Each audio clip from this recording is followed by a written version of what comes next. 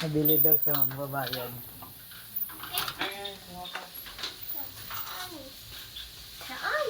May, no, sa baba, sa cooler. Si Kay nagbabayad. Bibili daw ng fried chicken ng tatay niya. And guys, good morning. Ito na naman po ang aming sideline. Whatever. Ayan po, bali nakalagay po siya sa Buti nga collar. anak ako At ng chicken. dadalhin po namin siya sa aming pwesto. Thank you! Po.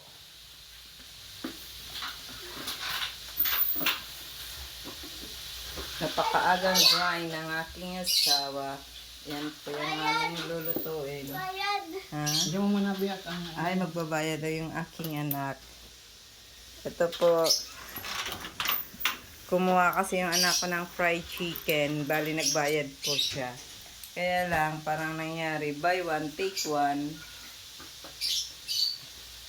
Yan po yung mga secret na mga ginagawa ng aking asawa. May kasamang cold water sa kanyang pag-marinate po.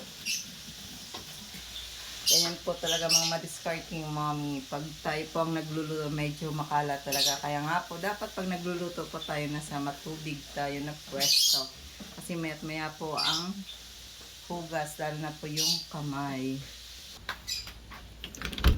So mga madiscarding, habang si Sawa ay nagluluto, tayo naman po ay nag-aayos ng ating mga lista. Happy Sunday pala mga madiscarding mommy. Kunting kwento lang po sa mga mommy na marunong dumiskarte sa buhay.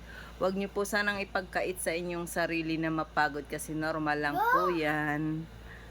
Normal lang po na mapagod para magkaroon din po kayo ng pagkakakitaan sa araw-araw mga madiscarding mommy. It's Sunday kaya medyo hindi ganon kadami ang aming lakad. Konti lang yung aming mga gagawin.